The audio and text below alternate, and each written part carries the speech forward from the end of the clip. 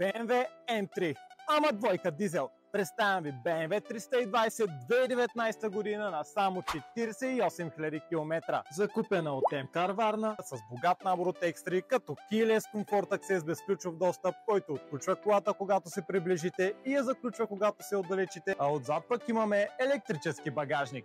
Отвътре пък положението е бомба.